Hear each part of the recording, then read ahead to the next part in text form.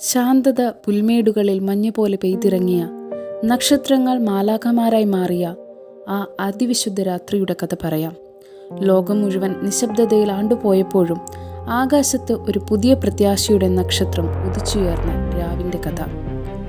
നൂറ്റാണ്ടുകളായി പൂർവികർ കാത്തിരുന്ന സ്വപ്നം പൂവണിയുന്ന നിമിഷം. റോമൻ സാമ്രാജ്യത്തിൻ്റെ കരിനിഴലിൽ നീതിയും സമാധാനവും നഷ്ടപ്പെട്ട ഒരു ജനത മോചനത്തിനായി നെഞ്ചുരുകി പ്രാർത്ഥിച്ച കാലം. ഇതാ ബെത്ലഹേമിലെ എളിയ പുൽക്കൂട്ടിലേക്ക് നമ്മുടെ ശ്രദ്ധ തിരിക്കാം.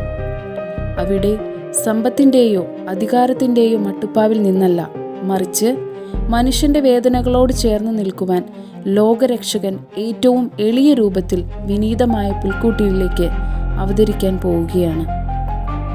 വിണ്ണിലെ മാലാഖമാർ ഭൂമിയിലേക്കിറങ്ങിയ ആ പുണ്യനിമിഷം, ഭയന്ന ഇടയന്മാരുടെയും വഴിതെറ്റാത്ത നക്ഷത്രത്തെ പിന്തുടർന്ന ജ്ഞാനികളുടെയും കണ്ണുകൾക്ക് മുന്നിൽ വെളിപ്പെട്ട സ്നേഹത്തിൻ്റെ അത്ഭുതം.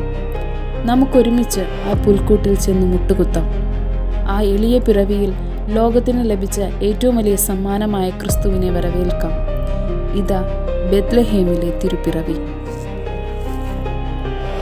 വിധി നിയോഗിച്ച യാത്രയുടെ അന്തിമ നിമിഷങ്ങളിൽ അവിടെ എത്തിച്ചേർന്നു ഗർഭഭാരം പേറിയ മറിയവും അവളുടെ തുണയായ ജോസഫും. മറിയത്തിൻ്റെയും ജോസഫിൻ്റെയും മകനായി ഉണ്ണി യേശു ഈ ഭൂമിയിൽ പിറക്കാൻ പോകുന്ന നിമിഷങ്ങളാണിനി.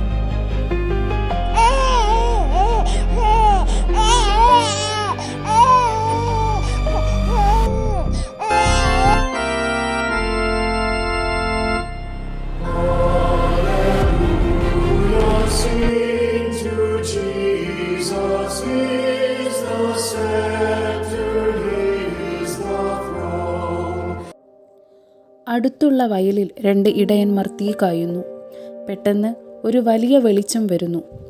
തങ്ങളുടെ രക്ഷകൻ ഭൂമിയിൽ ഒരു കാലിക്കൂട്ടിൽ പിറന്നു എന്ന സന്തോഷ വാർത്ത ഗബ്രിയേൽ ദൂതനിൽ നിന്നും അറിഞ്ഞ ഇടയന്മാർ ആ ദിവ്യ ശിശുവിനെ കാണാനായി പുൽക്കൂട്ടിലേക്ക് ഓടിയെത്തുന്നു. ഉണ്ണി യേശുവിനെ താണുവണങ്ങുന്നു.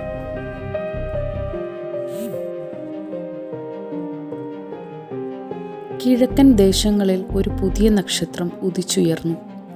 അത് ലോകത്തിൻ്റെ രാജാവ് പിറന്നതിൻ്റെ അടയാളമായിരുന്നു. 3 ജ്ഞാനികളായ രാജാക്കന്മാർ ആ നക്ഷത്രത്തെ പിന്തുടർന്നു. രാജാക്കന്മാർ ശിശുവിനെ വണങ്ങി സമ്മാനങ്ങൾ സമർപ്പിക്കുന്നു. 1-ാം രാജാവ്: ഓ പിറന്നു വീണ രാജാവേ, അവിടുന്ന് ഞങ്ങൾക്കായുള്ള വാഗ്ദത്ത രക്ഷക, അങ്ങയുടെ അധികാരത്തെ ഏറ്റുപറഞ്ഞുകൊണ്ട് ഈ ലോകത്തിലെ ഏറ്റവും ശുദ്ധവും വിലയേറിയതുമായ സ്വർണം ഞാൻ അങ്ങയുടെ കാൽക്കൽ സമർപ്പിക്കുന്നു.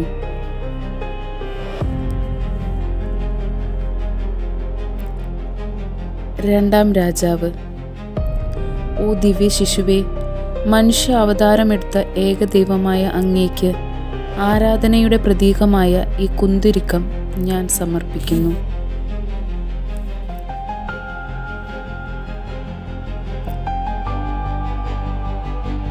മൂന്നാം രാജാവ്: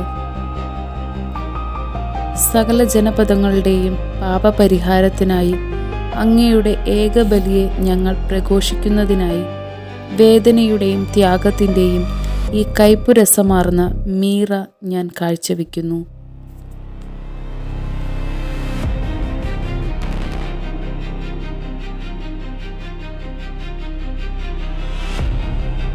സ്വർഗദൂതന്മാരുടെ ആനന്ദഗാനം നൂറ്റാണ്ടുകളുടെ അകലം പിന്നിട്ടിട്ടും ഇന്നും നമ്മെ വിളിച്ചുണർത്തുന്നു. ലോകം തിമിർത്ത് പാടിയ ആ സന്തോഷത്തിൻ്റെ ഗാനം ഇതാണിത്. സ്വർഗത്തിൻ്റെ പുലരിയെപ്പോലെ മനോഹരമായ ആ ദൂതഗാനം നമ്മളിലേക്ക് എത്തിച്ചേരുന്നു. സ്വർഗം താണിറങ്ങി മാതാവിൻ മടിയിലുറങ്ങി.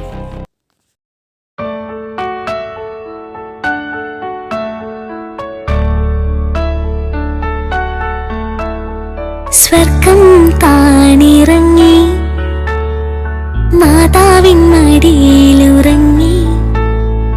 വാനിലെ താരകൾ വിസ്മയമോടതു നോക്കി. വാനിലെ താരകൾ വിസ്മയമോടതു നോക്കി. സ്വർഗം താണിറങ്ങി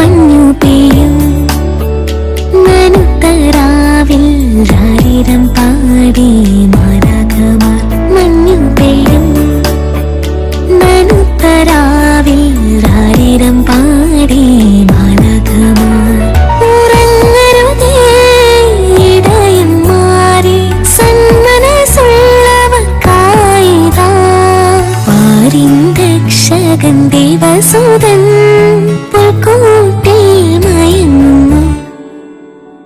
സ്വർഗം താണിറങ്ങി മാതാവിൻ മടിയിലുറങ്ങി. വാനിലെ താരകൾ വിസ്മയമോടതു നോക്കി. വാനിലെ താരകൾ വിസ്മയമോടതു നോക്കി.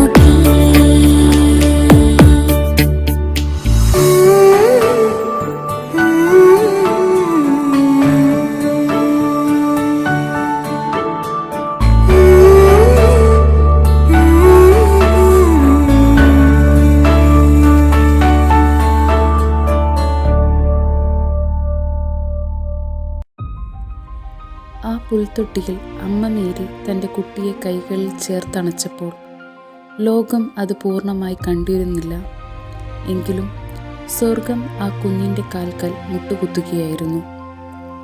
ഒരു മുത്തശ്ശിയുടെ ലാളന പോലെ, ഒരു അമ്മയുടെ മൃദുലമായ ശ്വാസം പോലെ, ഒരു കുഞ്ഞിൻ്റെ നിഷ്കളങ്കമായ ചിരി പോലെ ദൈവം ലോകത്തെ സ്നേഹിക്കുന്നത് ഇതിലും സുഖമുള്ള, ഇതിലും ശാന്തമായ ഒരു രീതിയിൽ മുമ്പൊരിക്കലും ഉണ്ടായിരുന്നിട്ടില്ല. ഇന്ന് ഈ വേദിയിൽ നാം ഒത്തുചേർന്നിരിക്കുന്ന ഈ നിമിഷം ബെത്ലഹേമിലെ പുൽത്തൊട്ടിയുടെ മണവും ദൂതന്മാരുടെ ഗാനവും എല്ലാം നമ്മളിൽ വീണ്ടും ജീവൻ വയ്ക്കുന്നു. ക്രിസ്മസിൻ്റെ സ്നേഹം, ശാന്തി, പ്രതീക്ഷ ഇവയെല്ലാം ഒരിക്കൽ കൂടി നമ്മുടെ ഹൃദയങ്ങളിലേക്ക് ഒരു പുഴ പോലെ ഒഴുകിയെത്തുന്നു ഈ നിമിഷം. ഈ അവസരത്തിൽ ഒത്തിരി സ്നേഹത്തോടെ, അതിലേറെ പ്രാർത്ഥനയോടെ നിങ്ങൾ ഓരോരുത്തർക്കും ക്രിസ്തുമസിൻ്റെയും പുതുവത്സരത്തിൻ്റെയും ആശംസകൾ നേർന്നു.